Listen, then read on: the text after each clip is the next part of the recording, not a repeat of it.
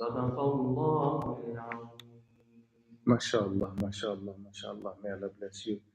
May Allah bless you, Hafid, for a beautiful recitation of the Holy Quran, the verses of Surah Al-Baqarah. Can you read translation or the meaning of that for us? What do you get? Every year we read those verses. What do you get from those verses, brother?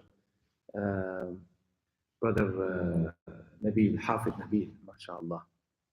I don't know the translation off the top of my head, but from the theme of the ayahs that I recited, it's more like when I read it and when everybody listens to it, I hope everybody gets the same feeling of Ramadan being this, upcoming and forthcoming month, this welcoming feeling, this feeling of happiness, especially when the Imam and the reciters say Shahru Ramadan, like that word, that Ramadan word in the Quran just signifies so much.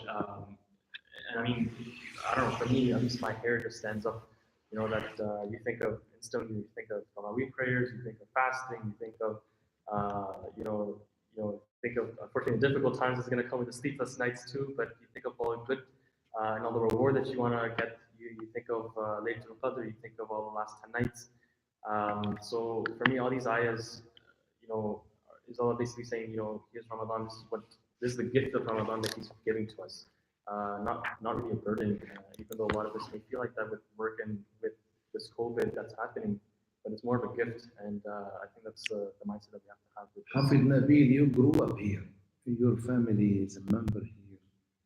You grew up here, mashallah, in this masjid.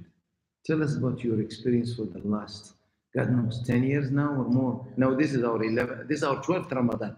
Tell us your experience in this, how you grew up here. The memories. It's good to share with people. Some people never been here, they're online. And some people actually, they are probably going to have the same feelings. But you are here next to me, of course, 6 feet distance, social distancing, of course. And your experience growing up here. And you're born in Canada. You grew up here. You're a Hafid. You memorized Quran in Canada. You studied here, mashallah, with us, with other teachers. And alhamdulillah, tell us a little about your experience, Ramadan experience, because Ramadan is next week, inshallah. Thanks for actually asking that question. I remember my very first Ramadan was here.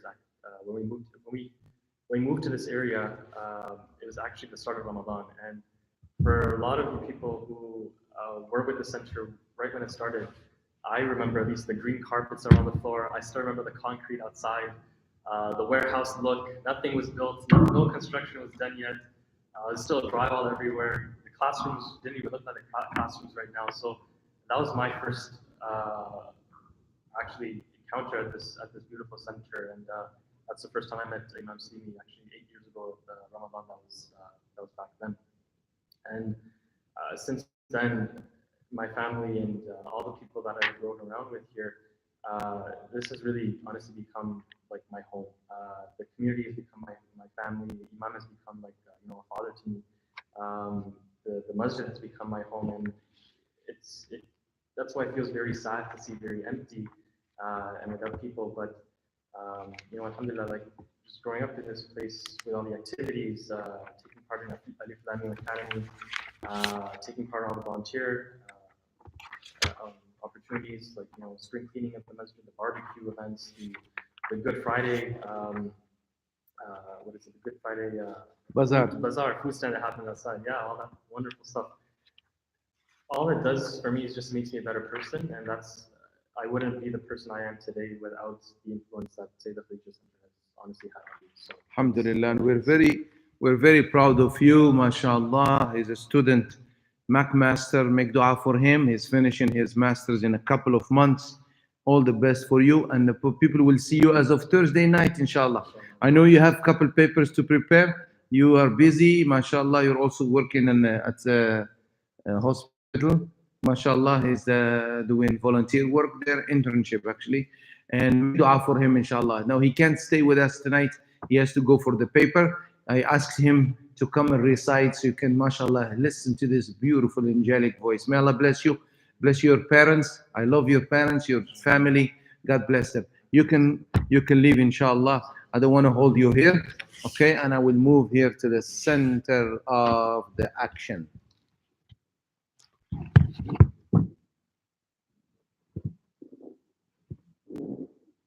Bismillah. And I want a sign. Sound is very choppy. Sorry. If your Facebook is good, a little bit more.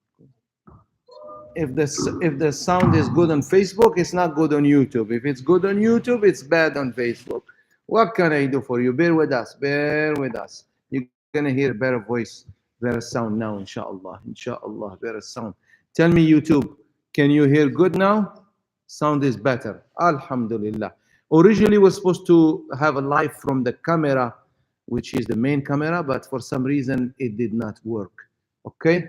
Inshallah, we are going to discuss today a lot of things related to Ramadan, fasting, and all of these things. But before we go there, of course, let me just remind you that I'm still waiting for some people to join, and we will do questions and answers, inshallah, on Ramadan, Taraweeh, how we're going to pray this year, and all of those little things here and there. But I would like to discuss before the deeds, that you could do in the month of Ramadan. Why not being in the masjid? Okay? And give me 1 second so I can start officially.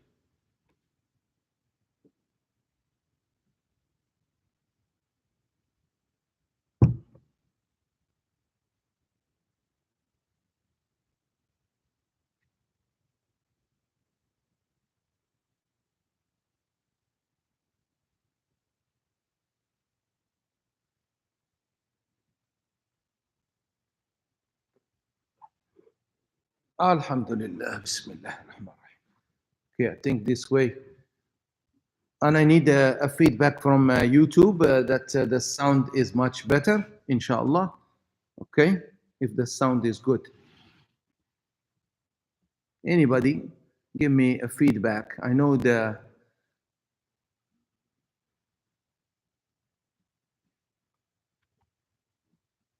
Okay, sound is better. That means it's not the best. Okay, I'm sorry. Always there are issues with sound. You sit and you're gonna live stream on Facebook, YouTube, but then you realize one thing is missing. You can't run, and I'm by myself now in the masjid, so it's going to be difficult to be the technician and the speaker. But alhamdulillah, I think the sound is better. People can hear. Okay, very good. Alhamdulillah. So if the people can hear us clearly, we can start now. Please do not comment on the sound on this. This is the best I can give you. Let me focus on tonight's meeting. Inshallah, the focus tonight is on Ramadan. And as I said, this is supposed to be our pre-Ramadan dinner. What do we do in pre-Ramadan dinner? Usually, what do? We actually talk about preparing for Ramadan. Last year, if you remember, we brought doctors, we brought people from Peer region talking about health issues, and we wrap up with a nice dinner. But inshallah, eat your beautiful dinner, and bi'idhnillah, we can discuss later how we can accommodate you better in the future, inshallah. Bismillah ar-Rahman ar-Rahim. Alhamdulillah wa salatu wa salamu ala Rasulillah. Tonight, inshallah, we are going to talk about two things. We spoke last week in Jum'ah. Also today, I spoke about some of the benefits of fasting, Ramadan, and I will touch on them very quickly as per our tradition, inshallah. So fasting Ramadan, Bismillah ar-Rahman ar-Rahim, fasting Ramadan is fard. بني الإسلام على 5: شهادة أن لا إله إلا الله وإقام الصلاة وإيتاء الزكاة وحج البيت وصوم رمضان. النبي صلى الله عليه وسلم said Islam is built on 5 pillars. And one of the pillars is fasting the month of Ramadan.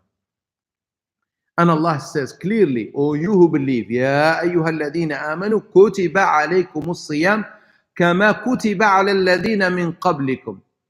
Fasting has been prescribed to you as it was prescribed to those before you, so you may learn taqwa, self-restraint, self-discipline, consciousness of Allah.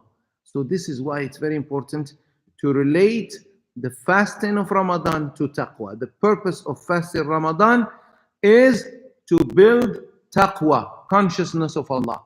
Some people always translate fear of Allah. No, I say consciousness of Allah. It has fear, has love, has heeding, has all these qualities of muttaqun. And who are the muttaqun? That's what we did last week based on the ayat from Surah Al-Baqarah. الذين يؤمنون بالغيب, they believe in the unseen, ويقيمون الصلاة, and they perform salat, ومما رزقناهم ينفقون, and from that which we give them they spend, والذين يؤمنون بما أنزل إليك وما أنزل من قبلك وبالآخرة هم يوقنون, and those who believe in what was revealed to you and what was revealed to the prophets before you, and they have firm belief in akhirah, in the hereafter. أولئك على هدى من ربهم وأولئك هم المفلحون. Those are the ones who are truly guided and those who are the successful ones. So we all know that. So this is why we fast, to train. What is the best practical way? One of the best practical ways to build taqwa is to fast the month of Ramadan. Okay? And this is from Fajr to Maghrib every day. And once the Hilal is seen, once the Muslims declare the beginning of Ramadan, people have to fast the month of Ramadan. So now, many benefits. من صام رمضان إيمانا واحتسابا غفر له ما تقدم من ذنبه. Whoever fasts Ramadan with iman and expecting the reward of Allah, Allah will forgive all his sins. You have no right to argue with that divine blessing and gift. And no discrimination. Everybody who comes into Ramadan as a guest will be treated as a royal guest. What is the treatment?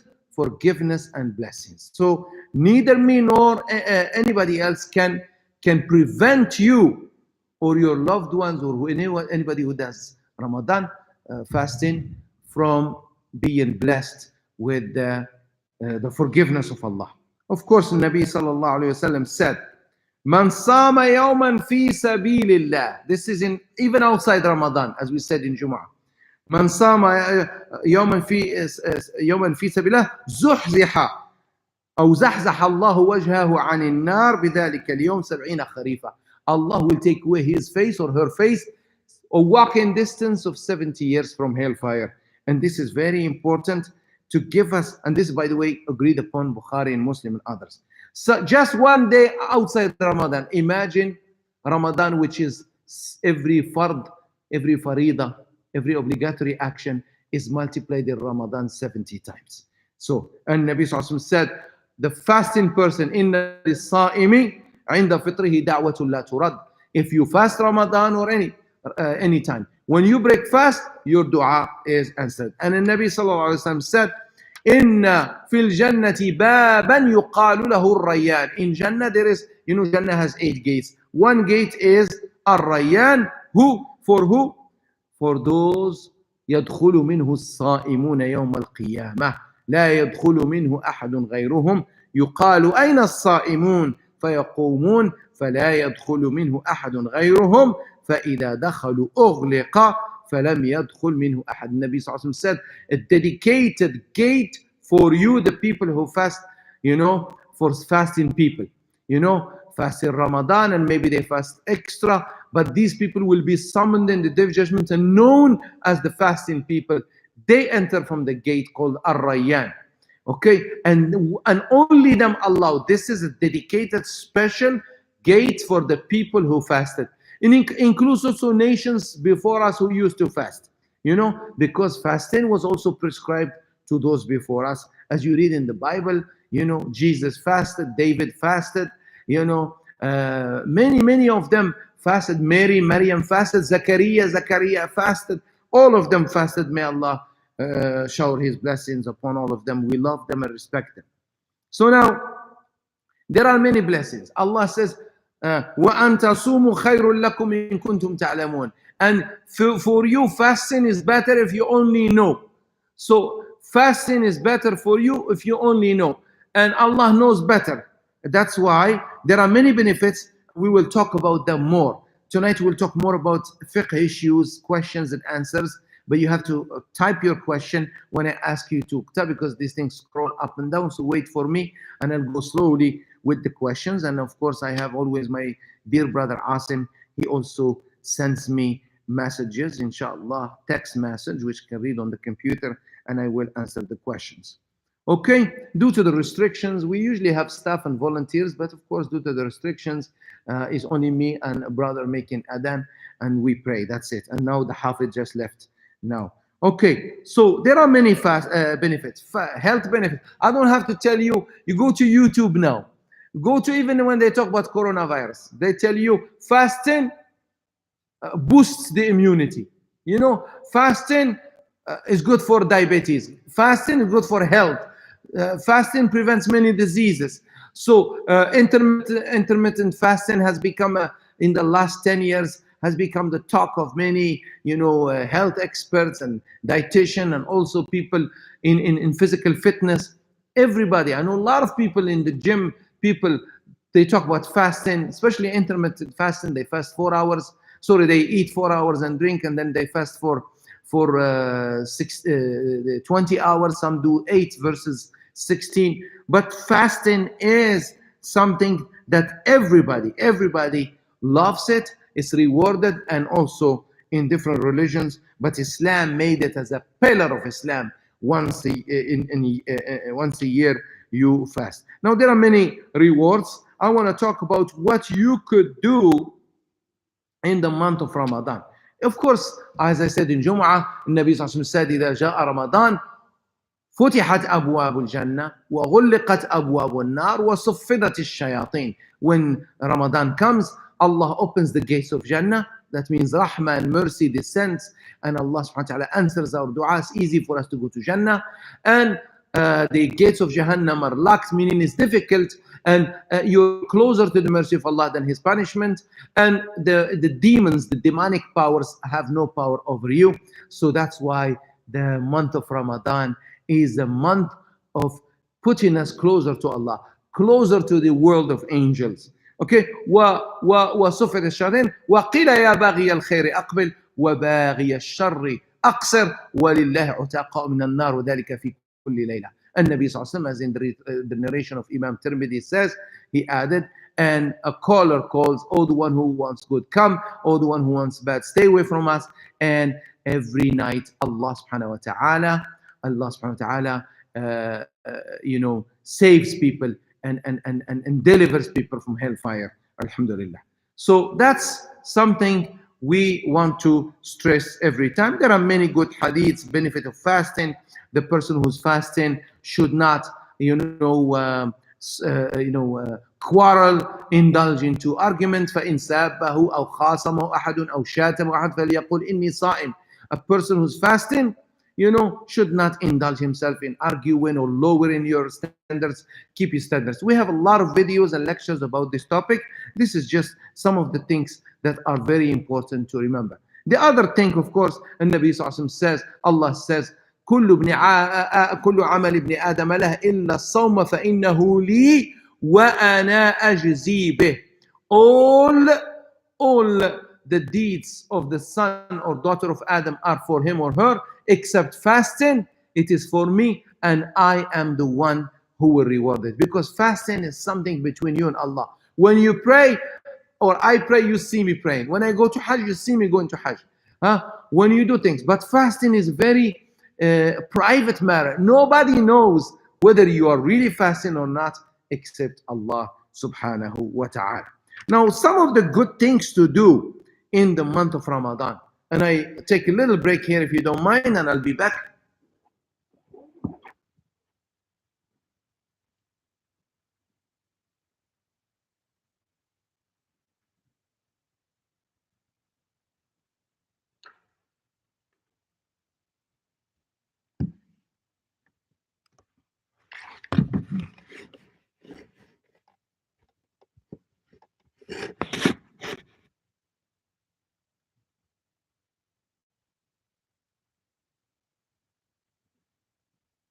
Alhamdulillah. Okay, this way it's easier for me to look at the people also on Facebook, on YouTube. This way I am able to read the comments. Thank you. I have no help except Allah, so interruption. This is reality TV, as they say. you see what's happening in the thing. So I have now leveled the camera. I feel comfortable that I don't have to go up and down. Yeah, okay. So some of the deeds we do in the month of Ramadan. Okay. Some of the very good deeds we could do in the month of Ramadan are as follows. Okay. Charity. Charity, sadaqah. And Nabi Sallallahu said, أفضل الصدقة الصدقة في Ramadan. The best charity is the charity in the month of Ramadan. So this is very important. Why? Because صدقة تطفئ النار تطفئ الخطايا أو الخطيئة كما يطفئ الماء النار. صدقة, extinguishes the sin the same way fire or water extinguishes the fire. Okay? And I'm sorry again, I'm getting comments. Ya Allah.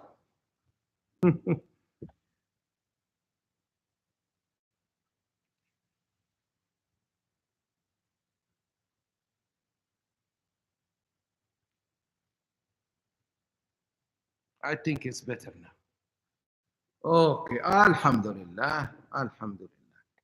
Okay, so as-sadaqah, charity, is the best charity, is the charity in the month of Ramadan.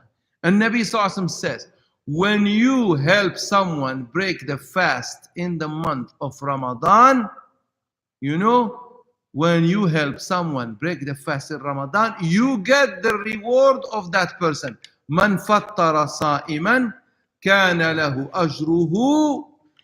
And Nabi Sallallahu Alaihi Wasallam says, if you help someone break fast, and this is what we're going to do this year, inshallah. Inshallah, some of you are sponsoring our iftar program. We are going to take it to the students, to the people who cannot afford it, but also we're going to share with our loved ones, and we invite everybody to come drive through, pick up of the fast of the iftar, drive through. So inshallah, if you can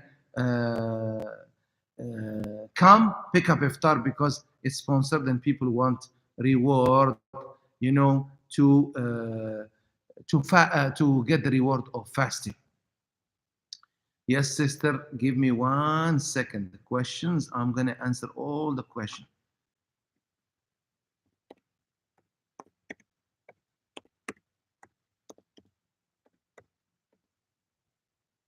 Okay. And now, next one. قيام الليل. النبي صلى الله عليه وسلم Nabi sallallahu alayhi wasallam spoke about Qiyamul Layl. And Nabi sallallahu alayhi wasallam, and I'll talk about this very in details a little bit later about how we're going to do how are we going to do the Taraweeh? And I'm coming because that's a very common question people are asking. But I'll come back to that. Nabi sallallahu alayhi wasallam said, "Man qama." He said, "Man sama" in one hadith, in another authentic hadith. من قام رمضان إيمانا واحتسابا غفر له ما تقدم من ذنبه. Also agreed upon by Bukhari and Muslim. So if you fast Ramadan with Iman and expecting the reward of Allah subhanahu wa ta'ala, Allah will forgive you your sins and will give you, of course, if you do fasting or you do Qiyamul Layl. Qiyamul Layl, even 2 rak'ahs after Isha, between Isha and Fajr, it's Qiyamul Layl. Okay? And Nabi sallallahu alayhi wasallam said, also, and he used to pray. So for 2 nights, sallallahu alayhi wasallam, he prayed and people came behind him. But then, 3rd night, he went inside. And the Sahaba, they were waiting for him. Come, it's Ramadan, we want you to lead us. And the Nabi Sallallahu Alaihi Wasallam said, I'm not coming. Inni khashitu an tuktab alaykum. I am afraid it will become obligatory on you. Look at him, Sallallahu Alaihi Wasallam. He did not want to do something that becomes obligatory on him, on us. So he said, I don't want to come out And then people think, okay, the Prophet ﷺ prayed with Jama'ah. But when Sayyidina Umar, during the ruling of Abu Bakr as-Siddiq, radiallahu anhu, he saw people in Ramadan in the masjid of Rasulullah scattered.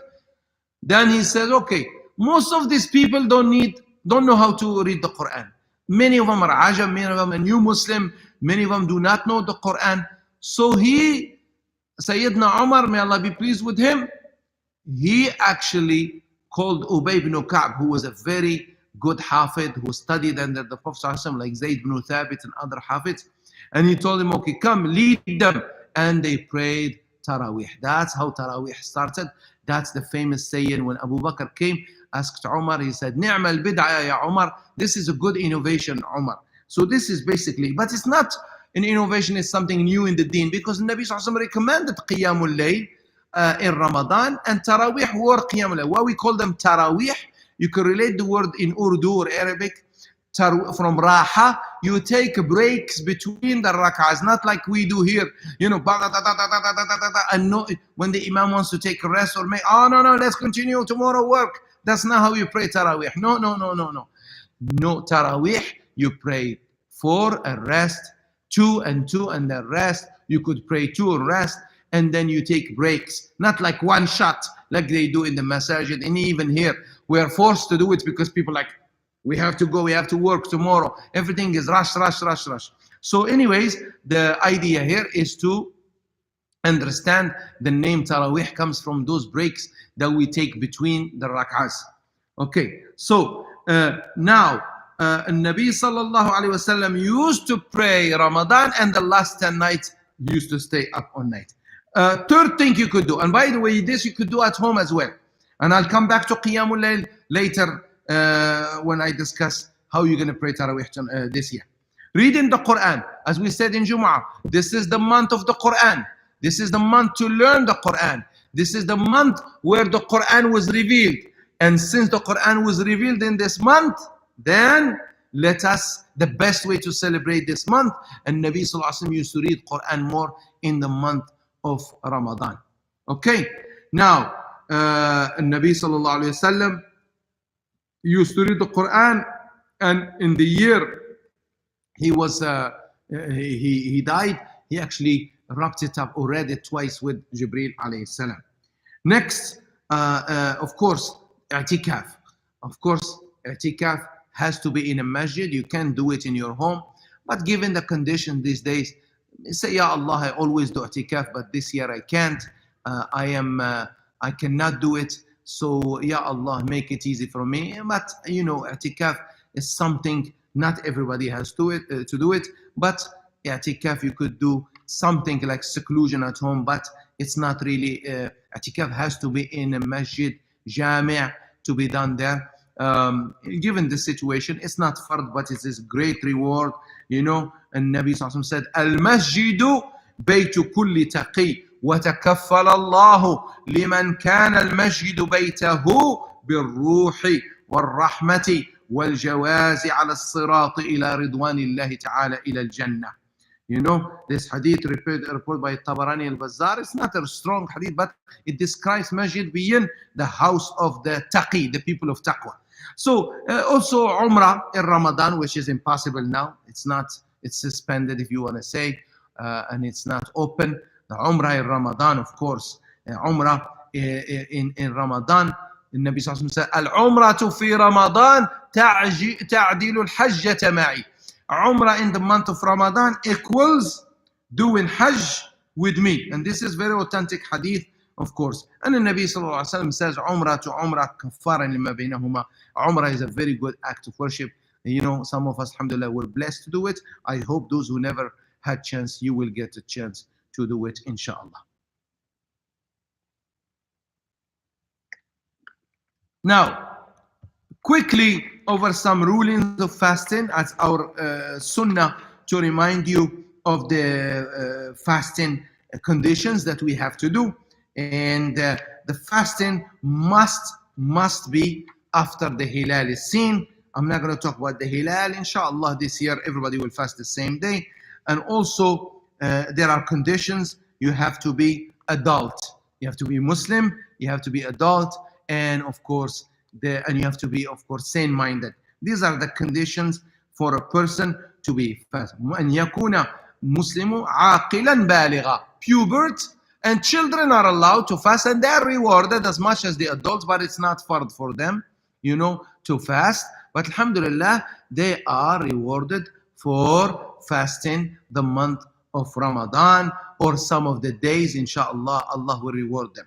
So this is, of course, the person who is traveling, person who is sick, a woman in her monthly period, they are exempted and they do qada later. Unless the person who is sick is chronically sick, then he feeds for every day. And we say the fidya this year, I would say, same like fitra, around $12. I say to some people, if you can afford 15, give it. But $12 is fine, inshallah. $12 Canadian would do for fidya. And of course, if you want to donate to organizations, but we have a program, we fully give it to we give it to the organizations. Some organization, there is one organization, charitable organization, Relief, they specifically have a program in Africa for fidya. So I give them fidya every year, we give them fidya, and we give to all organizations. But the fidya, they do it, they have been doing it, and I've seen, they send us pictures and follow up, and amazing, it's done, inshallah. Basically, this is basically what you can do. Now, the traveler, Allah Azza wa Jalla says, فَمَنْ كَانَ مَرِيضًا أَوْ عَلَى سَفَرٍ فَعِدَّةٌ مِنْ أَيَّامٍ أُخَرٍ. If you can lower this one a little bit. This one. There is a stem there. Lower it. There is a stem. So, inshallah, Allah says in the Quran, فَمَنْ كَانَ مَرِيضًا أَوْ عَلَى سَفَرٍ فَعِدَّةٌ مِنْ أَيَّامٍ أُخَرٍ. So the fasting, a person, if he is fasting, if you can lower it a little bit, may Allah bless you. There is a thing that goes down.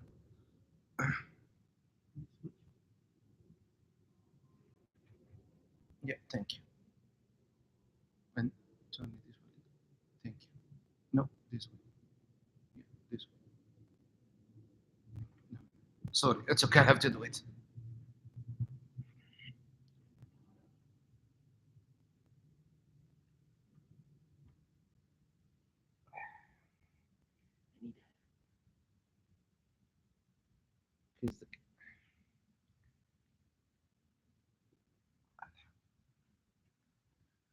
It's okay, this is good now. Yeah, no. If you can just tip it up a little bit with that handle. Yeah. A little bit towards me. A little bit. More. So I can see, Adam, see the questions. Thank you. A little bit lower. Yeah, thank you. I'm having difficulty seeing the questions. Jazakallah khairan. Thank you. Brothers and sisters, this is reality TV. Okay? That's how reality TV works. We talk to the people in the studio while you're watching. Okay. Inshallah. Okay. So I'll continue now. So the traveling person, the person who is sick, chronically sick, does not fast. Now, some people said, this question is coming, what if I'm afraid of coronavirus? Fasting will lower my immunity. We say you fast. No excuse. Okay?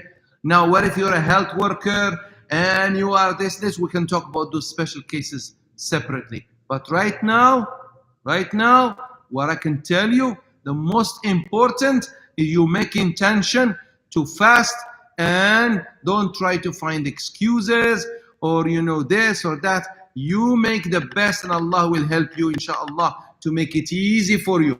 There is no excuse. The excuses should be given to the people who are chronically sick or the people who are having difficulties other than, of course, things that are probable. Maybe I'll be sick. Maybe something will happen. Maybe this thing. So inshallah, you have to fast if you are sick. you don't fast during those days of sickness. But those who are chronically ill, or if they fast, or doctors tells them you cannot fast because you have diabetes, you cannot fast because you have to take this medicine, you cannot fast because you have to finish the treatment, these people are exempted. Allah took it upon himself twice he said it. فَمَنْ كَانَ مِنْكُمْ مَرِيضًا, and in the other فَمَنْ كَانَ مَرِيضًا أَوْ عَلَى سَفَرٍ. Subhanallah. Allah, no legislator while making laws, at the same time he tells you during making the laws, Allah subhanahu wa ta'ala, while making these legislation, injunction of fasting, he's telling us, and by the way, if anybody is sick or this or that or this, don't do it. Subhanallah. No laws. Usually they make the laws and then exceptions. The Quran, Allah says, no, you fast. And by the way, those who are sick or old age or have a problem, physical, or you're traveling, you can fast. فَعِدَّةٌ مِّنْ أَيَّامٍ أُخَرٍ. Amazing. Our religion is easy to practice. It is us who are making it difficult. Thank you, Allah. All, as I say, elderly people who cannot fast, as the Nabi Sallallahu Ibn Abbas says, رخص للشيخ الكبير أن يطعم عن كل يوم مسكينا ولا قضاء عليه. As Ibn Abbas says, that it has been given as a permit to the elderly who cannot fast, that they break fast and feed for every day. They break fast every day, one poor person. So I would say, some say $12, $15. I think that should be fine, inshallah. The person who is pregnant, a woman who's pregnant and she fears for her baby, a long day, especially 17 hours is quite long.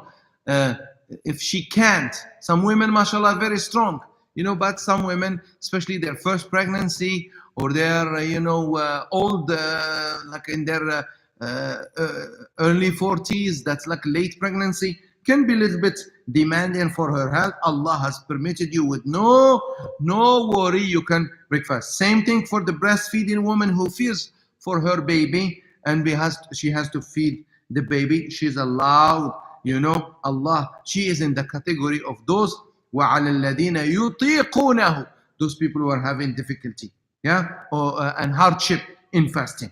So alhamdulillah, if you are not falling in these categories, then you have a problem. There is no say, I'll fast when I'm not working. No habibi.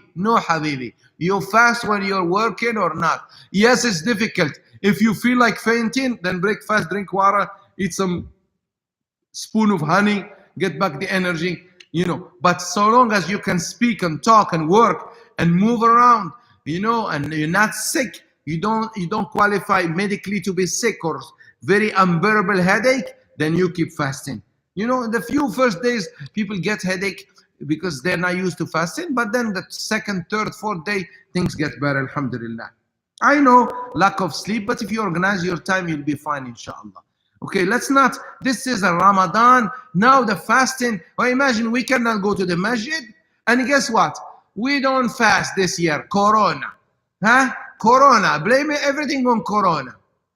This is not. Well, we want to go to Jannah in spite of Corona. We want to go to Jannah, like the people of Medina. Okay, don't start me. I'm gonna start rhyming here. Okay, so alhamdulillah, this is very important. Now, so if a person breaks fast intentionally, you know how much to make up for one day? You know how much? 2 consecutive months for every day. This is a lot. This is a lot. You break one day intentionally, you fast 2 consecutive months. And if in front of Allah, those 2 consecutive, you could not make it for health reasons, you feed for every day 60 poor people every day. You see how serious? It's not just, I fast whenever. Teach your children to fast. Once you're pubert and you're a Muslim and you're sane-minded, it's obligatory. However, those who are not sane-minded, they don't have faculty of thinking, those who are sick, those who are traveling, those who have excuses, valid excuses, or they have to save lives or this, Allah makes it easy for them. Okay, even if somebody, your mother, your father, somebody dies, loved one, and he still owes or she still owes a month or 2 or 3 or 4 days, you can fast for them outside Ramadan, make qada for them. That's how Allah, the Nabi sallallahu alayhi wasallam called it, said, فَدَيْنُ اللَّهِ أَحَقُّ أَن يُقْضَى. It is something you owe to Allah, and it's worthier of course, paying it back, inshallah. Now, last but not least, what are the pillars of fasting? For Salat, Takbiratul Ihram is a pillar. You know, Ruku', Sujood, reading Fatiha, Salam, Tashahud. These are, if you don't do them, your Salat has to be redone. Similarly, fasting Ramadan, you make intention. Intention in the heart. You don't have to say it loud. You know, in Hanafi or Maliki or Hanbali, you don't have to say it loud. Nabi Sallallahu says, "Man lam yubayyit siyama min al-layli fala siyama lah." Whoever does not make intention from before Fajr, during Suhoor time, or even the night, that I will fast tomorrow, then there is no fasting. Same like, if I go Allahu Akbar and pray Isha, what is this? I have to say, I make intention to pray Isha 4 rak'ahs for Allah fard. In my mind, Allah, I know that I'm praying Isha fard.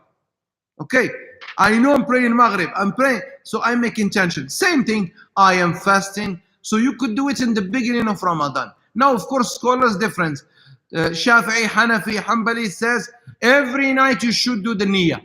Imam Malik says you don't have to. In the beginning of Ramadan, it's enough. If you make intention for Ramadan, and the fact that you wake up for suhoor is a way of intention, which is actually, his opinion makes a lot of sense, you know. But according to others, it's very important that we make intention, because making the intention allows us to have the mindset and the focus for fasting the month of Ramadan. Next, we have, of course, abstinence. One point on the intention. For nafila, you don't need to make intention. Sometimes you pray Fajr, you go home, you say, you know what, I feel like fasting today. And Nabi Sallallahu Alaihi Wasallam asked, Hal indakum min shay? Do you have anything to eat? They said, no, we don't have. He says, okay, فَإِنِّي صَائِمٌ, I am going to fast, as we read in the authentic hadith in Sahih Muslim. The third thing is abstinence. Abstinence means no eating, no drinking, no intimate relations, you know, from Fajr, from the moment the adhan of Fajr until the adhan of Maghrib, period, that's it. And of course, the time, of course, is the day, as we said, and abstinence is what we said, inshallah. So these are the pillars. Intention. Number 2, of course, number 1, you do intention. Number 2 is abstinence. And number 3 is the time from Maghrib, as Allah says, وَأَتِمُّ الصِّيَامَ إِلَى اللَّيْلِ. These are some reminders. Many of you, mashallah, you already know these things. It's just a reminder. Sometimes we have new Muslims, we have young people. It's good to have this, and then you can go back and watch this video again, no problem. Okay, there are many other sunnahs. Suhoor should be at the latest. Nabi sallallahu alayhi wa sallam, tasahharu fa inna fi sahuri baraka. It is sunnah to wake up before Fajr and take suhoor. And the Nabi sallallahu alayhi wa sallam said there is blessing in it. And the Nabi sallallahu alayhi wa sallam also said, لا يزال الناس بخير ما عجلوا الفطر. And we should immediately break fast. Don't delay it. As soon as Maghrib time, even the adhan is being called, break fast. Okay? And the Nabi sallallahu alayhi wa sallam said, of course, if you don't have anything, just with water, you break fast, alhamdulillah. Okay? So, a lot of people in the mainstream in society, for them fasting is abstaining from food. For us, no, it's abstaining from food, from drink, from intimate relations, and also from talking bad, swearing, bearing false testimony, lying, as the Nabi sallallahu alaihi wasallam said, "Man lam yada' qawla az-zuri wal 'amala bih, falaysa lillahi hajatun fi an yada'a ta'amahu wa sharaba." Whoever is not going to abstain from saying lies, bearing false testimony, Allah does not need him or her to fast. I think dua at iftar, we said earlier, delaying suhoor, all of these are sunnahs. We'll talk more about them, inshallah, in the next few days as we get into the month of Ramadan, inshallah. And of course, we have to be careful. Some of the dislike things, when you make wudu, don't go extensively, as for istinshaq, when you rinse your nose. وَبَالِغْ فِي الْإِسْتِنْشَاقِ إِلَّا أَن تَكُونَ صَائِمًا. Nabi Sallallahu Alaihi Wasallam said, make sure you rinse very well your nose, except when you are fasting. Be careful you don't do extensive one. Of course, it's very important to avoid, touching, caressing, especially young couples, be careful, abstain. Nabi Sallallahu Alaihi Wasallam, as Aisha said, he used to kiss her when he would go to the masjid or this, even when he's fasting. But she said, لَكِنَّهُ كَانَ أَمْلَكَكُمْ لِإِرْبِهِ. Nabi Sallallahu Alaihi Wasallam was more in control. So we should avoid, Allah says in the Quran, for married couples at night. Sahaba said, Ya Rasulullah, we didn't want to ask this. Is fasting all through? We're only allowed. He said, and Allah revealed the ayat. لَيْسَ عَلَيْكُمْ جُنَاحٌ أَن تَبْتَغُوا مِنْ فَضْلِكُمْ. Allah Azza wa Jal, in the ayat we just read earlier, فعلم الله أنكم كنتم تختانون أنفسكم فالآن باشروهن وابتغوا ما كتب الله لكم وكلوا واشربوا حتى يتبين لكم الخيط الأبيض من الخيط الأسود من الفجر. Amazing how the Quran talks about details. So alhamdulillah, these are things we should, but refraining from that. And also some people, alhamdulillah, Muslims don't do that, but some people in the public touching and all of that, that's not good, especially in front of people in the street. Muslims don't do that, even in front of their own children. These things should be very private matters, but in Ramadan, to stay away and to control one's desires, because that's part of fasting. Alhamdulillah, at night it's permissible. Okay? And thinking of those thoughts that the youth usually think about, or watching movies or videos where you see too much showing and this, you have to lower your gaze. Anything that would trigger one's desire and lust should be avoided. I'm saying it explicitly because this is our reality. TV is bringing all kinds of things. They used to keep these things after 10 p.m., the kissing and now in the morning, and you see all kinds of things, not only men and women. It's like weird things happening now. So to be careful, stay away even from television. Watching news, but honestly, movies or that, I don't recommend it when you are fasting. It just takes away from you. It takes away from you the spirit of fasting. Okay? Chewing gum, no way. You can taste if you're cook, but you have to know how to do it. Okay? Many other things, of course, hijama, as cupping and all of that. These are makruh. We don't say they break the fast. Inhaler, people ask about inhaler for asthma people. It's fine. It's not a medicine. It's not nourishing. Nebulizer as well. It's okay. It's fine.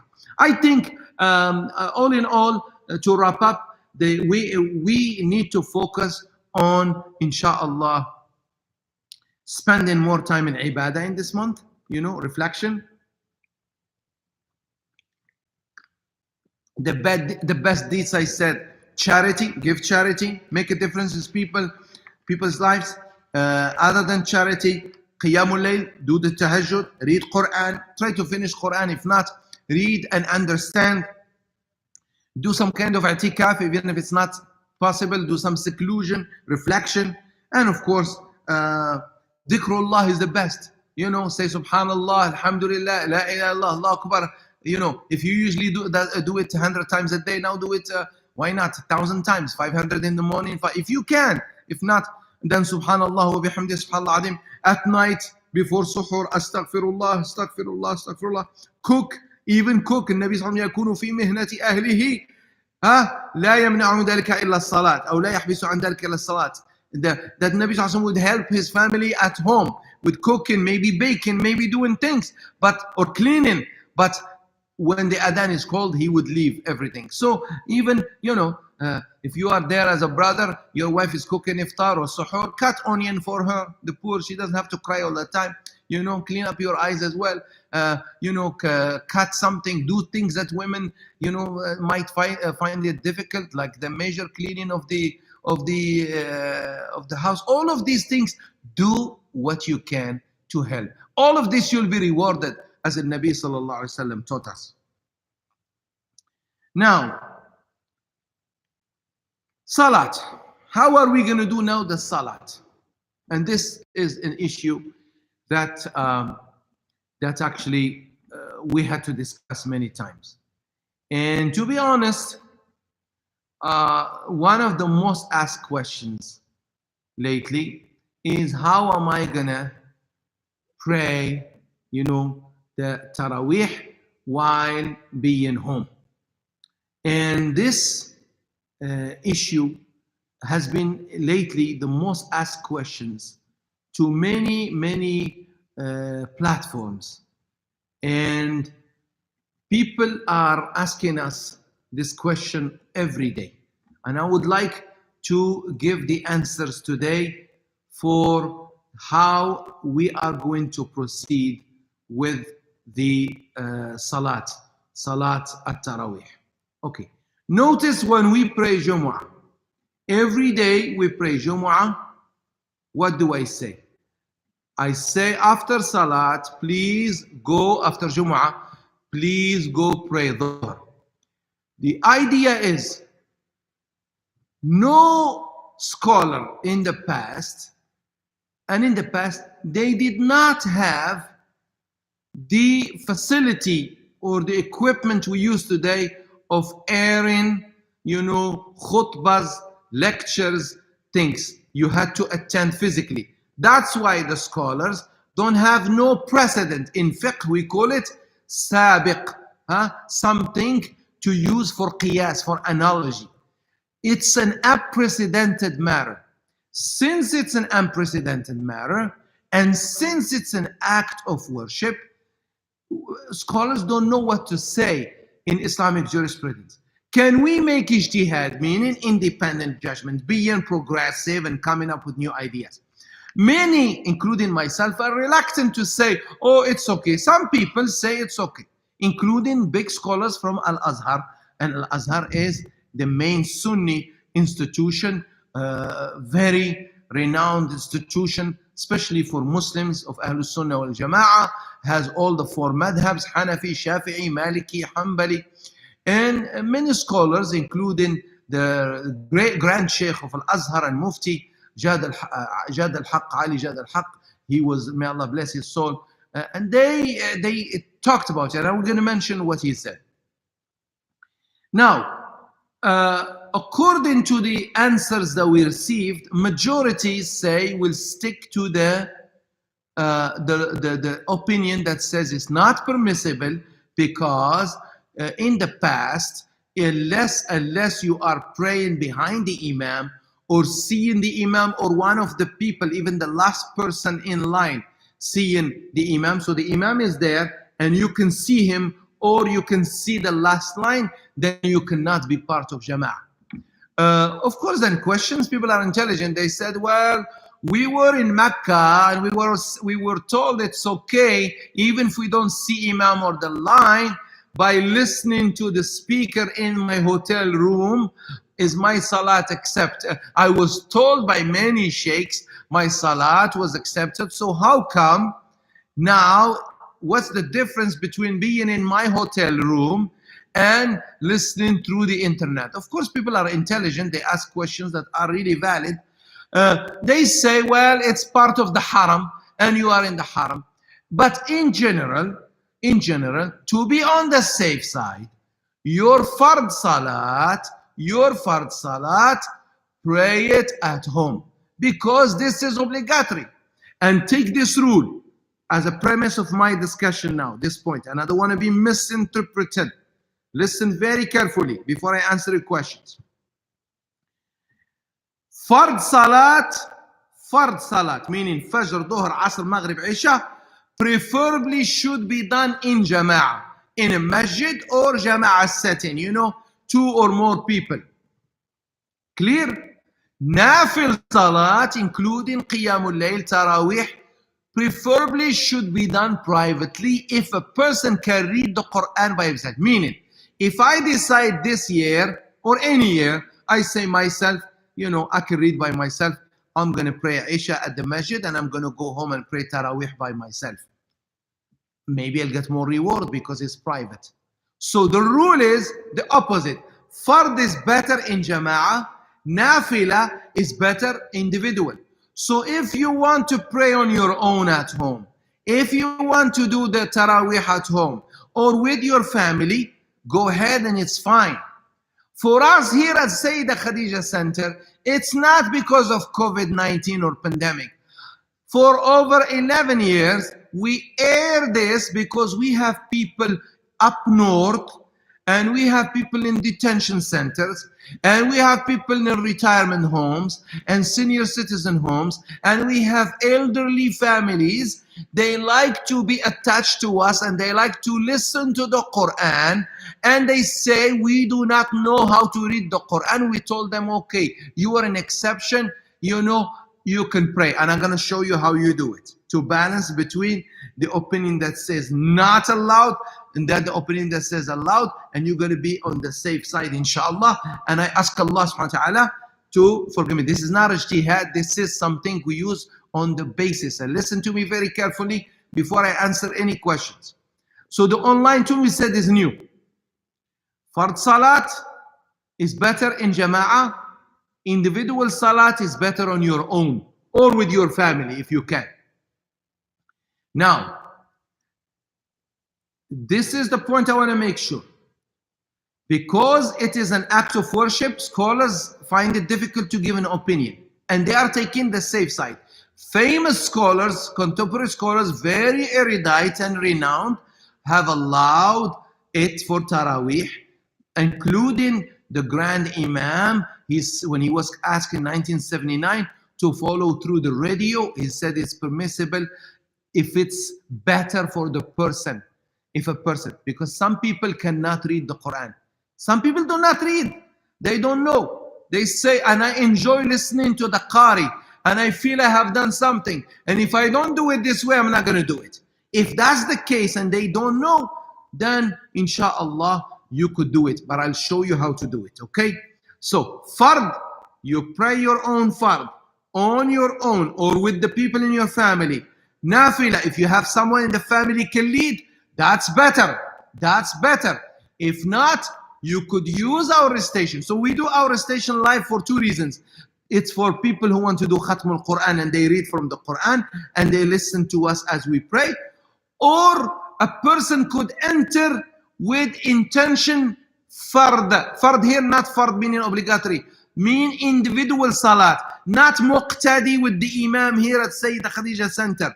I say Allahu Akbar here as imam. You enter, meaning if you want to finish your salat and go washroom and take a break, you can come. But when you are praying with me here, you have to finish when I finish, unless some emergency happens, you bleed or something happens. This is the difference. So you pray, but you use the recitation of the imam, as if you're reading from the mushaf or the phone, the Quran. So you can move on your own. And you just time your ruku' and sujood same as here.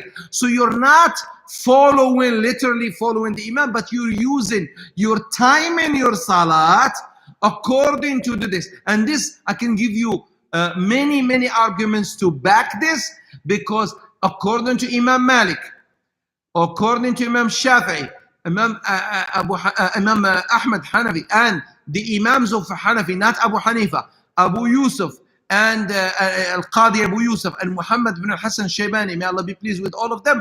According to them, it's okay to read off a mushaf. And in Maliki, Imam Malik and many said, Zuhri,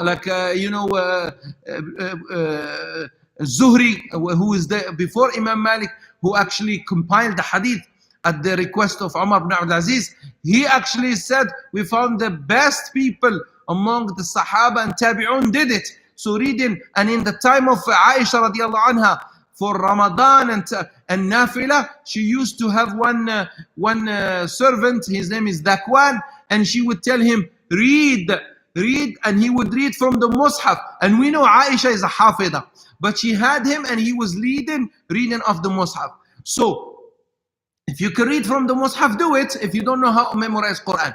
But let's say you cannot read from the Mus'haf, you cannot keep the salah, then in this case, use the qira'ah, the recitation, of what you're hearing to, according to the Maliki school of thought, also according to the Grand Imam of Azhar, you can use the salah, but only for nafila.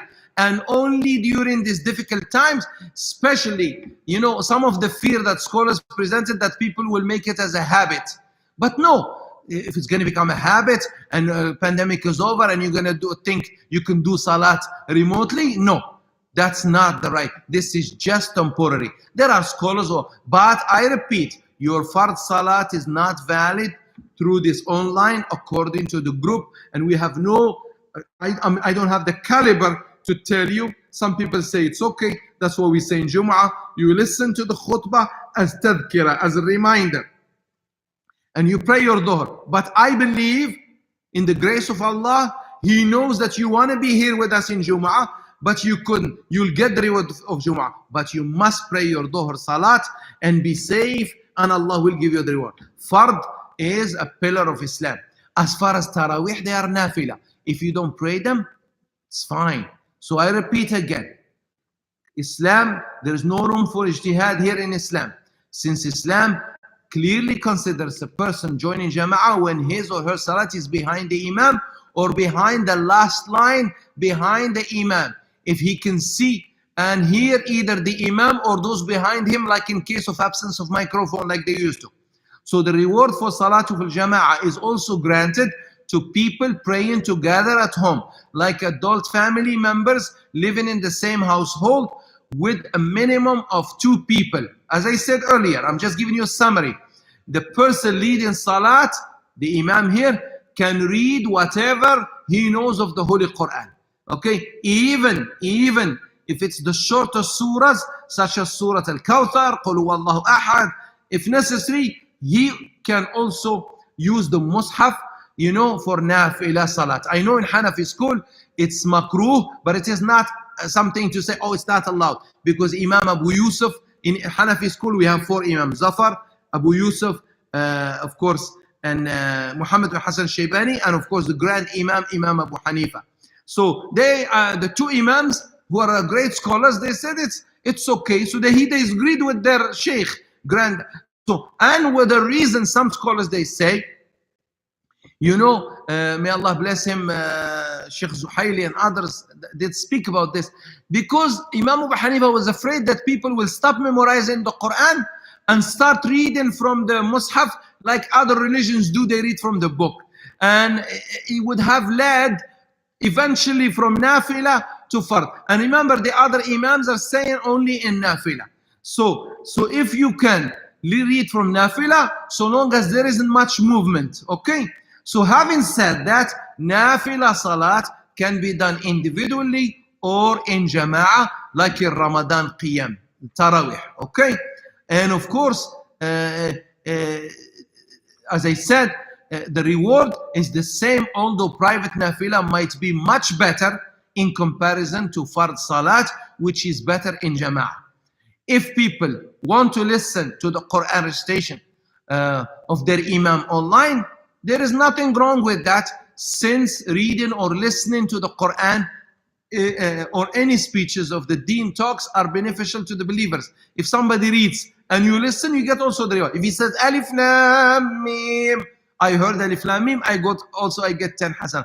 Qul Huwallahu Ahad, I also get the reward of Quran. So al-qari'u wal-mustami'u fil ajri sawa. So alhamdulillah, you can listen.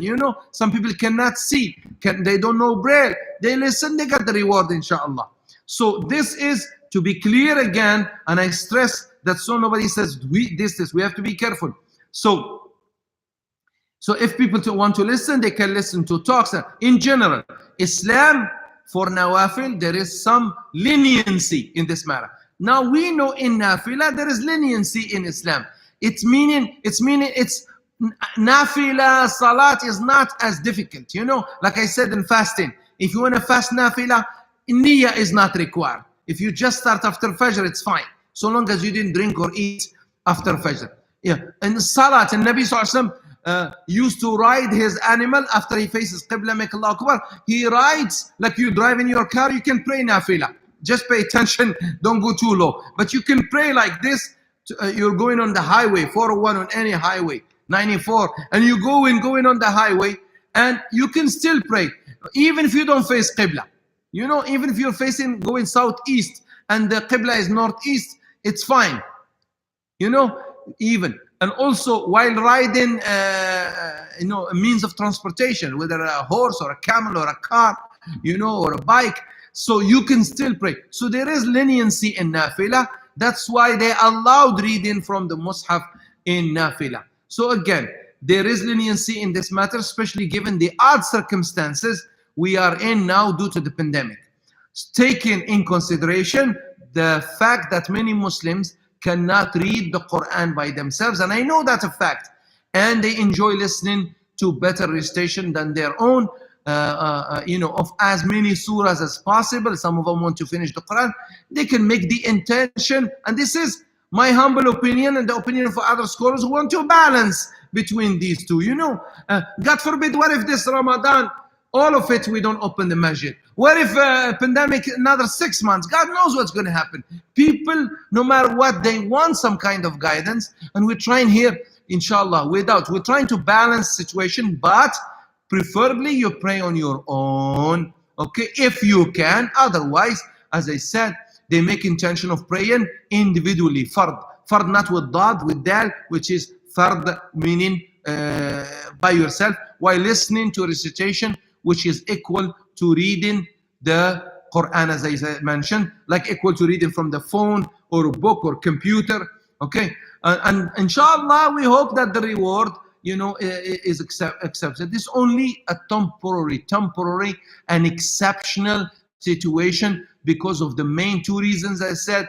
masajid are closed for the public, and two, inability of people reading the Quran properly on their own and absence of someone to lead them. If that's the case, you know, there is the law and there is the grace. We ask Allah for Allah's grace and acceptance, you know. So this is basically an opinion. Inshallah, we ask Allah subhanahu wa ta'ala to accept. And I stress again and again and again and again 10 times, as I said earlier, this is for the people who cannot pray on their own, who they don't feel, they want to feel Ramadan and pray, they can inshallah do that. But you enter with intention nafila. Don't enter so you can come out if you want, you can come in, you can finish earlier. You just time your ruku' and sujood with the imam using his recitation. And I say, Allahu a'lamu wa akram, and Allah knows best. Okay, so don't send me those comments, how dare and that.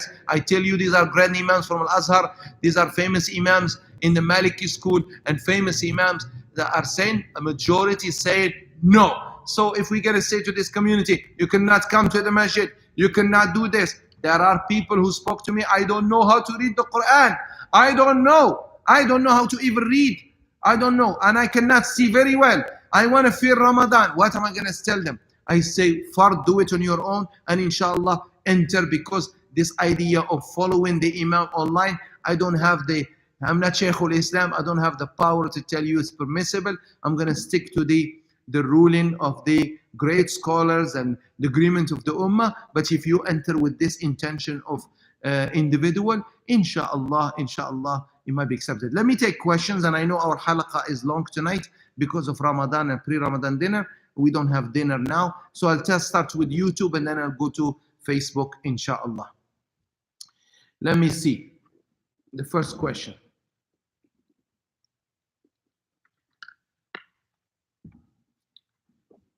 If you're there, Brother Asim, if you can text me the questions on Facebook, just copy them and throw them on the text, so this way I'll be able to read the questions of the text in the messenger, okay? The iMessenger. Okay, so let's go to YouTube. There are quite a few questions here. Okay.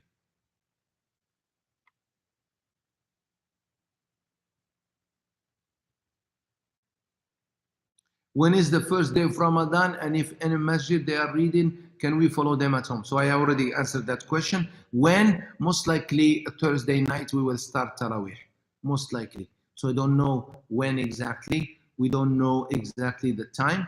but most likely based on the possibility of seeing the moon, we follow the global sighting. So inshallah, it will be most likely Thursday night we'll start Ramadan. Do elderly folks need to keep fast, especially if they need to take medicines throughout the day? Do they still receive the same rewards? Yes, I already answered this question and I anticipated these questions. That's why I answered. Yes, they do fast by spiritually, not physically, meaning they take medicine, they eat. If the doctor says you must eat this medicine, you are diabetic, you cannot. And if you don't take the medicine, it's going to deteriorate your health. In this case, they break the fast and they fast spiritually. And I said, as the hadith earlier, they feed for every day they fast. Okay? I'm going to take a question from Facebook and I'll come back to YouTube. I have agricultural land.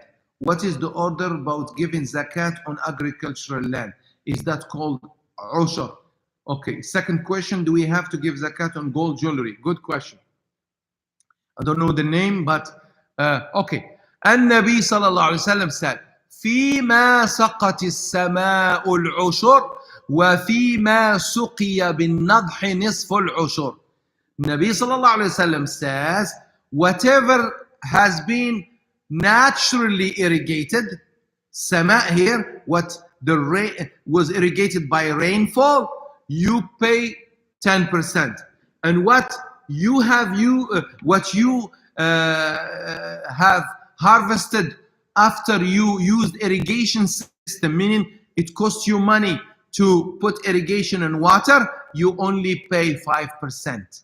5% of the produce and the crop of your land, you pay 5%. So for instance, you are into corn business and at the end you harvested, let's say 10 tons of corn, okay, and you did not do no irrigation, no nothing, natural organic, and with the rain, you pay 1 ton of corn as zakat, or its value according to Hanafi, according to it, the value of that. So 1 ton costs, let's say, $1,000 of corn is 1 ton. So you pay 1 ton, and that's what you pay zakat. If you have 100 tons, you pay 10. Let's say no, you had to irrigate, you had to run water, you spend money, then you pay 5. In this case, you pay, if the ton is 1,000, then you pay $500, or you can pay half ton, 500 kilograms of corn as zakat. Okay? And you have another question? Gold. The gold, this is the opinion of Hanafi. I'm giving you in Malik. Gold that women use home to wear, to beautify herself, maybe couple sets she has. Even if it reaches 1 kilogram, she wears them and she uses them. And when she goes to weddings, when she goes to her family celebrations in Eid and this, there is no zakat on it. But if she's storing it for rainy days to sell it or trade gold, she pays zakat. So you add it to the quota, to the nisab, inshallah. Okay? We'll go back to Facebook. When is it going to end? My son is asking. When is it going to end what? Pandemic? Tell beta, soon inshallah, keep him busy so he doesn't think about, pandemic, and take him out, walk in the park. I know he cannot play in the bouncies and this, the playground, rides and this, but do your best. May Allah be with the parents. We're all parents and have children. It's very difficult. But you know what? If you heard my Jum'ah, just thinking of the day of judgment and what's waiting for us, it just makes you forget. Inshallah, for a child is really quite a challenge. But there are very good games out there. There are many things. Keep the children busy as much as you can. May Allah bless you. The government is helping the parents who are staying home to look after their children with that CERB and this. So parents should spend more time. I know it's too much, especially if they have to work May Allah be also with the parents who are single parents. It's not easy. It's not easy. Anybody says it's easy, they don't know what they are talking about. May Allah be with you, if that's what you meant. Next question. If we're traveling within the country and time changes, what should we do? For example, if we are in Toronto and go towards Winnipeg, the time changes 1 hour back. Habibi, why do you have to fast when you go to Winnipeg? If you've traveled more than 84 kilometers, you can break your fast. Why don't you do? And Nabi Sallallahu Alaihi Wasallam said, لَيْسَ مِنَ الْبِرِّ الصَّوْمُ فِي السَّفَرِ. It is not piety to fast when you are traveling. You can فَعِدَّةٌ مِنْ أَيَّامٍ أُخَرٍ. Fast another day outside. No, if you're one of those, no, I can't. One time I did it. I had to go to Vancouver to do some, fundraising, or it wasn't a function I had to do. Not too long ago, I had to go to Vancouver, and we flew out of Toronto around 5 p.m. Ya Allah, we're running away from the sun. The day got longer. By the time you guys had here in Toronto 11 p.m., we landed there and still wasn't Maghrib or just about Maghrib. It was a longer day, and I just was thirsty, and I said, Subhanallah, we don't really need to fast, because when you come back, then you fast less, because you're going against the sun. You're going towards the night. So there is balance. So don't need to fast. But if the time changes and you fast, you break fast according to the time of Winnipeg. You cannot, because now the movement. So in this case, you break fast according to the time of Winnipeg. Somebody will tell you, no, you can break fast according to the time of Toronto. And I say no. When you reach a balad, as the scholar said, you act like the people in the balad. You break fast with them, whether it's Eid or it's Maghrib, at the same time as them. Let me take one more from YouTube and go Facebook. I have diabetes and I'm 44 plus. What do I do for fasting? Are you type 1 or type 2? Is the doctor telling you not to fast? If your doctor says no, don't fast, then don't fast, period.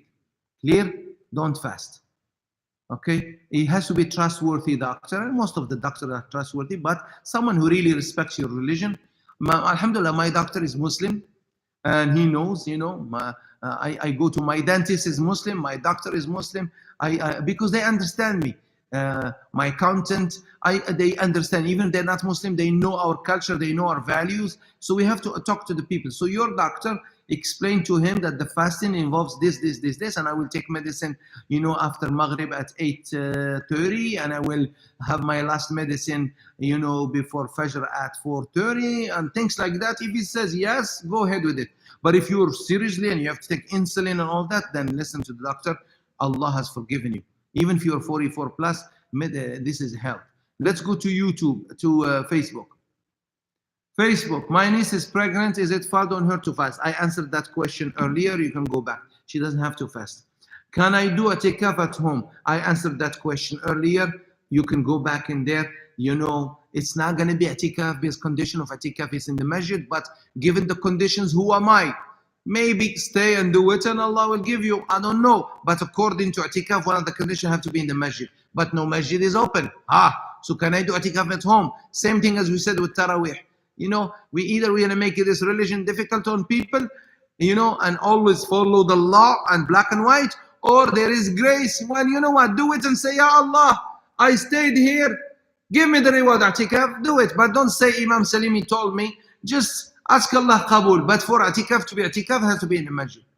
About suhoor, is it okay to just drink water instead of having something to eat? Yes, it's okay if you find. There is barakah also in water. Some of us, we cannot eat early morning. Some of us find it difficult to eat. Myself, personally, I don't like, even here when we do the suhoor, mashallah, we have one of the most popular suhoor. Mashallah, we have what? 700, 500, 600 on night. Last time, night of 27, we had 1,500 people. Thanks to the sisters and the brothers we have a nice suhoor team. Mashallah, they really buffet all kinds of food.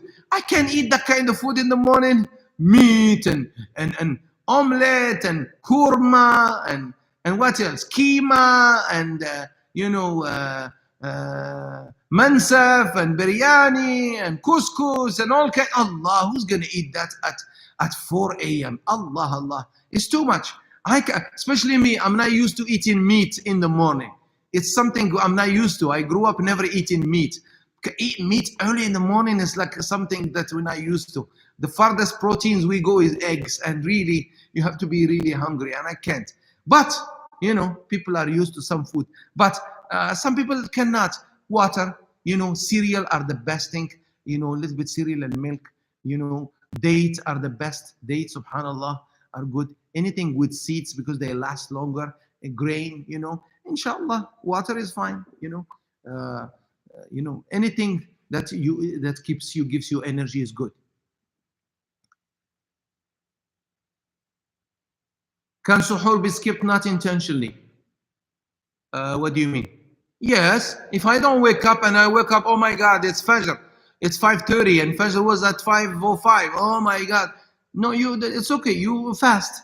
You fast. Just make sure you drink water before you sleep. There's no guna. It's sunnah. It is not fard.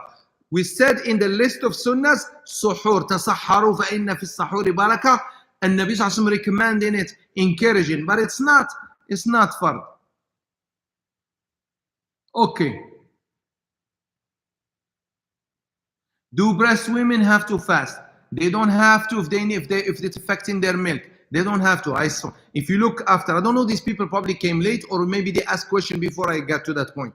Go back to my video. You can, when I finish, you can go back. If we miss witr salat and it's past Fajr time, is there qada prayer of it? Okay. In Hanafi, there is something called qada umri, meaning you can do one of those nights. Let's say you pray witr in tahajjud, in tarawih, and later you woke up, you can do niyyah qada umri and do qada witr. But in general, you could do 2 rak'ahs during the day with the intention, Ya Allah, I miss witr, these 2 rak'ahs for witr, inshallah. But it's not as fard as salat to be qada. They do qada umri and do extra witr, inshallah. But we don't want to make it a habit. If you can, or you are able to read Quran, can you still join the Taraweeh online? Listen, if you can, as I said earlier, do nafil on your own. But if you are, let's say, you want to improve your Quran and the Qari reads beautifully, like our Qari, mashallah, and our Qaris we had over the years, and you enjoy his recitation, and you want to review with him, it's fine. But you enter with the intention of nafila, okay? We encourage you to do it on your own, but if you feel there is nothing wrong, again, so long as your intention, you just time in your ruku' and sujood with the imam. It's okay. Reading Quran versus reading translation to understand what is being read. Difference of reward, also which tafsir translation to recommend. Okay, I said this in Jum'ah today. Reading Quran as it was revealed. Alif Lam Mim. ذلك الكتاب لا ريب فيه. Like this. Arabic. Quran. What you read in English, ALM. This is the book where there is no doubt. This is the word of man. Quran is in Arabic. The reward is in Arabic. You read it the same way Allah said it, the same way Jibreel recited it, the same way Rasulullah recited it, the same way Ubay ibn Ka'b and Zayd ibn Thabit and Aisha and the Sahaba read it, all the way to us. You read it in Arabic, inshallah, the reward. This, if I say ALM, the way I get to the reward, if you read tafsir and understanding, there is a different reward. That's the reward of seeking knowledge. But the qira'ah, as I said, watch my khutbah, it's live there. You can see it, it was live. Watch it, go to our YouTube channel and also on Facebook. Watch it, I spoke about this part here. I want to answer as many questions before we wrap up.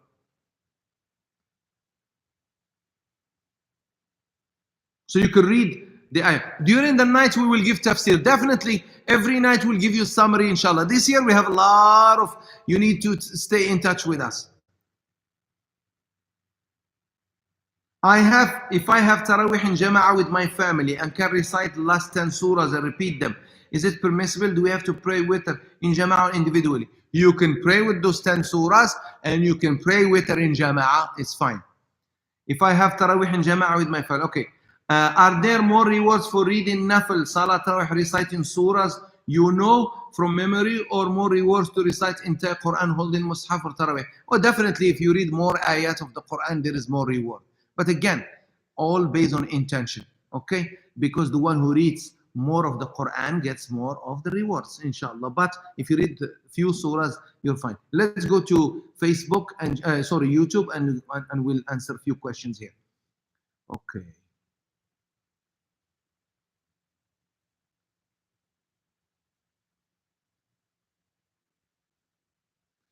In last 10 days in a hadith, we cannot find difference between Taraweeh and Qiyamul Layl.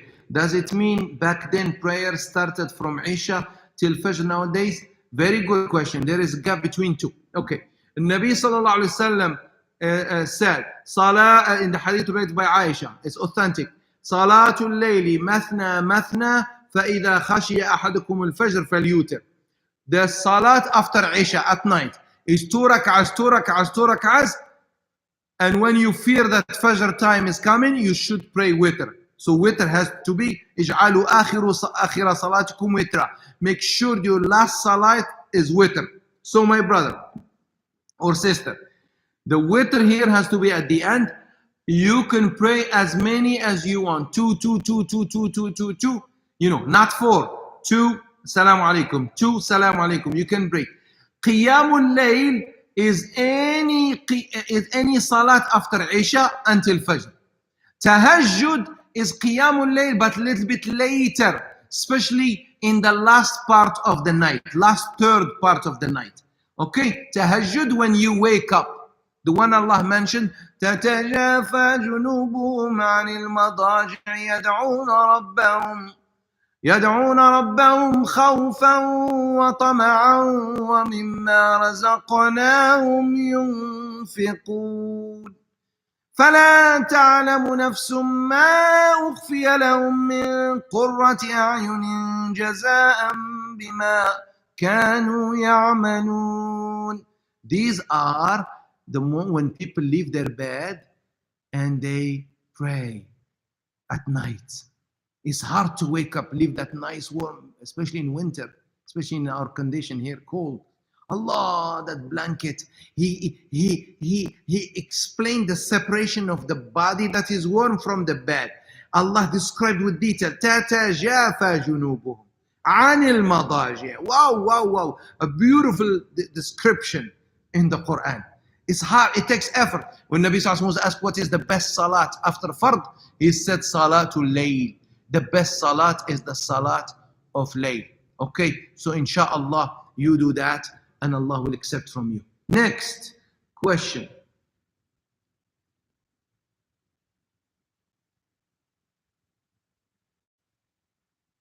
Oh, somebody asked, Brother Shaheen, what does spiritually fasting mean? Very good. If I cannot physically fast, meaning I have to eat, I have to take medicine, I have to drink water, doctor says I can't do this. But then at least if you can do it this, mentally and spiritually, you are fasting. Okay, in your heart you are fasting, but because for medical reason, when we fast mentally, spiritually, and physically. Okay, by not eating and drinking. But when we lower our gaze, not to look at things, this is spiritual fasting. When we watch what we're saying, no swearing, no lying, no ghaiba, no namima, no gossip, no slandering, no scolding, no putting people down, no, I control my tongue. This is spiritual fasting. I fast with my ear. I don't listen to bad things and bad language and bad words and bad music and all of that. That is spiritual fasting. When I work, I don't take what is not mine. I only take what is mine. I don't steal, I don't cheat, I don't lie, I don't deceive. Then I am spiritually fasting. And that's how I learn taqwa, inshallah. I hope that answers your question. Okay.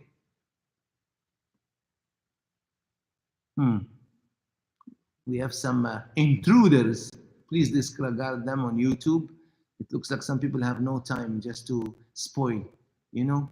May I pray for them. May God guide them, you know. It's why would you put stupid messages? We're trying here to fast and make the world a better world. You have nothing but just to put stupid messages. Is this what you are made of? And or you have to say, you know, read what we're talking about before you judge and put messages. I say, may God guide you, you know. And if you have hate for Islam, study Islam, learn about it before you judge it. You know, this is a problem. Let's go back.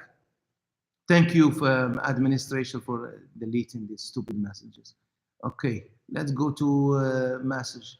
Can I donate money for the mystery fast on behalf of my mother as she is unable to fast? Do her illness. Yes, you give fidya.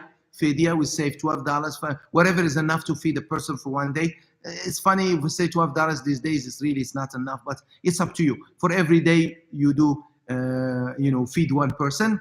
Multiply by 30. If it's $10 would be 300. If it's $15 would be 450. It's up to you, whatever you want to pay. Yes, you can pay on behalf of your parents. Just let them know that you are doing it, okay? So you don't have to do it. Just let them know that you are doing it, okay? So you don't have to do it.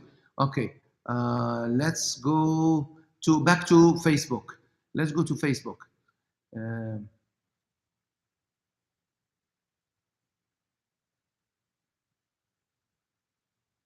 My son is 9 years old and has memorized 7 juz. Can he lead Taraweeh at home?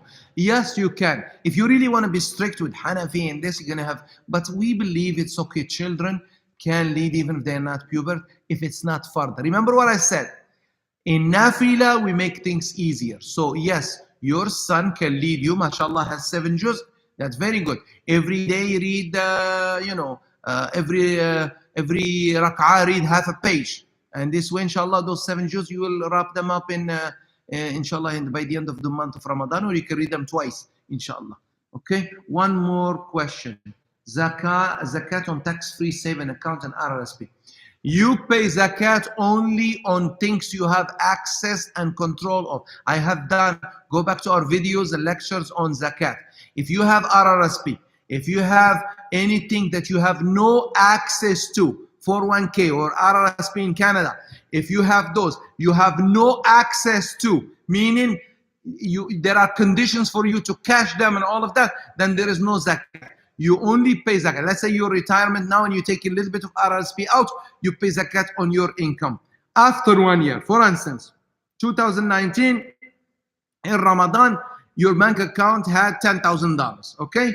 And now in this Ramadan, 2020, your bank account has $15,000. You only pay zakat on $10,000. Okay? After you have, let's say $10,000 is made of bank account, RRSP investment, stock market, investment, some gold you want to pay zakat on, some things that you put that together. Let's say it was $10,000 2019. You come now, it's $15,000. You paid zakat on $10,000.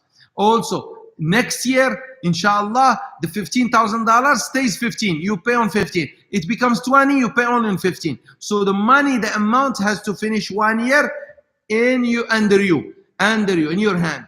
You know. So if you complete 1 year, then there is zakat, inshallah, on it. But for RRSP, the opinion that says you pay only zakat on what you have control. If you don't have access to it, then there is no zakat on it. Inshallah, and Allah knows best. I think we had a lot of questions. It's already 10:20. I think if there are no more questions, I would say Jazakumullahu khairan. Thank you for joining us. May Allah bless you. There are many, let me give you some announcements. So basically, tomorrow, inshallah, tomorrow from 3 to 6 p.m. Those of you who live in the west of GTA, you can drive through. So we're coming up with this idea of drive-through. You drive through the center at 3 o'clock, bring non-perishable food. We want to give food to, we're making Ramadan packages like every year. We're making these packages like monthly, enough for a month for a family, but we will pay attention first for some families we have. If you know any families are really in need, send an email to info@skcenter.com. I repeat, Info, Brother Asim, if you can put that, info@skcenter.com. So you can send an email there and say, I have this family, but sorry, we cannot do the whole GTA. Just here, Mississauga, Brampton, this Peer region, maybe Etobicoke, west of Etobicoke, closer, because we can't. I don't have an army of volunteers. I can't. And because of coronavirus, it'll be difficult to go around places. We will, other mosques in the East End, mashallah, they should do their part. But if you know any families, it will be bad thing, as I said last week, that there are international students and there are people in our area. Alhamdulillah, thank you. Some of you emailed us about international. We're in communication with them. The food will be delivered this Sunday. This Sunday, my volunteers, inshallah, very good volunteers, they're going and inshallah going around the international students and a few families. So I need the following from you. Take a note. Tomorrow, between 3 and 6 p.m., drive through. You will see barrels. You put the cans in one barrel, and there will be one barrel for bags, rice, and boxes. Okay? If you want to drop a donation, you're welcome to the masjid, but put your name so you can get tax deductible receipt. All the masajid, all the places of worship are having difficulty. So if you can support, it would be great. Thanks to those who are doing online donation. May Allah bless you and reward you. That's my first announcement. Second announcement, inshallah, join us. I will have something live on YouTube and Facebook before Ramadan as prepping. And if it's a Thursday, we will start airing as of probably 9:15 p.m., like half an hour before Isha. And we will, inshallah, have Isha around 10:45. Okay, so join us on Thursday night. But look for our announcement at skcenter.com. www.skcenter.com. Please, can we put that, inshallah, on Facebook? And you see it there, it's already there. And SayyidaKhadijahCenter.com or skcenter with a.com. If you want to donate to iftar, that we will do here. So here is what's happening. We usually have iftar 500-600 people.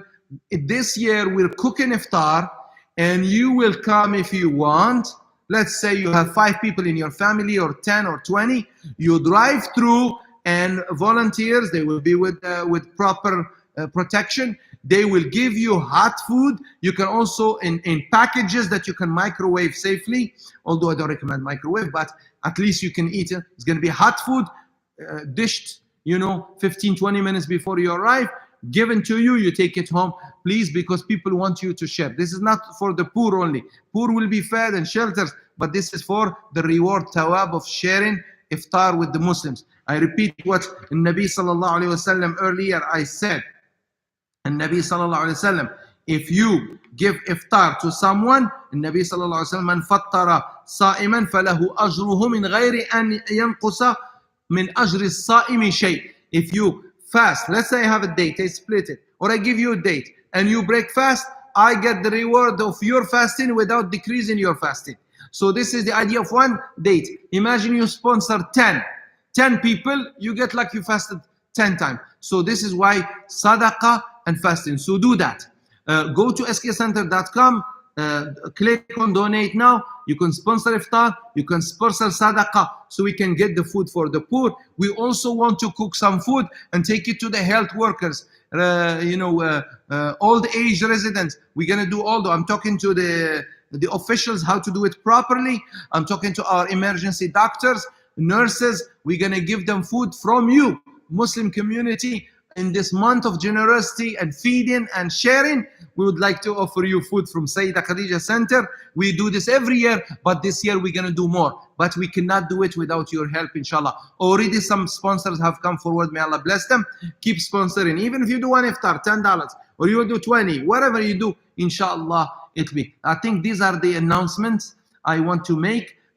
Tomorrow, between 3 and 6 p.m., drop off anything, but make sure it's not expired. Rice, the essentials, what our people usually eat, and the people in general, rice, flour, cans of beans or veggies, whatever you can. Inshallah, do it, and do it with love. Do it with love. Don't do things that you don't feel like doing it. Anything you do, Taraweeh, Salat, fasting, do them, and Allah loves. Allah knows your heart. Jazakallah khairan. May Allah bless you. اللهم بلغنا رمضان. اللهم بارك لنا في رجب وشعبان وبلغنا رمضان يا حنان يا منان يا بديع السماوات والأرض يا ذا الجلال والإكرام. اللهم اذهب البأس رب الناس، اشفينا وأنت الشافي، شفاء لا يغادر سقما ولا يترك ألما. يا شافعا مبارك. We ask Allah to make these stanzas, make it a very special, memorable. Allah يا كريم يا رحيم يا عظيم. آمين آمين. وصلى اللهم وسلم على سيدنا محمد في الأولين والآخرين وآخر دعوانا الحمد لله رب العالمين وجزاكم الله خيرا. I'm going to make the adhan for Isha and then we will terminate inshallah.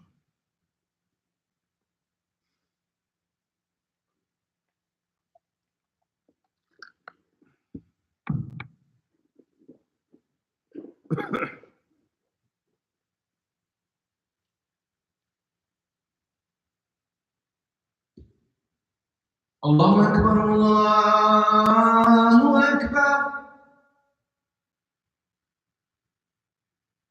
الله أكبر الله أكبر. أشهد أن لا إله إلا الله. أشهد أن لا إله إلا الله محمد رسول الله.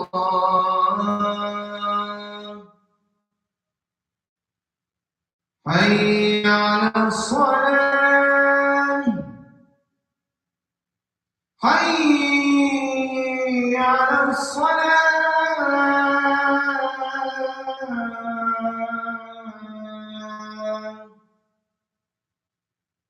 حي على الفلاح.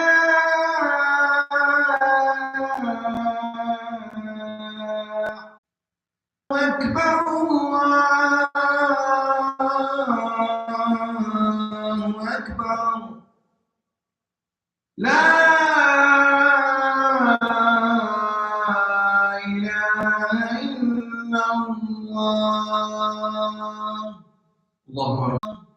اللهم رب هذه الدعوة التامة والصلاة القائمة آت محمدا الوسيلة والفضيلة والدرجة الرفيعة وابعثه مقاما محمودا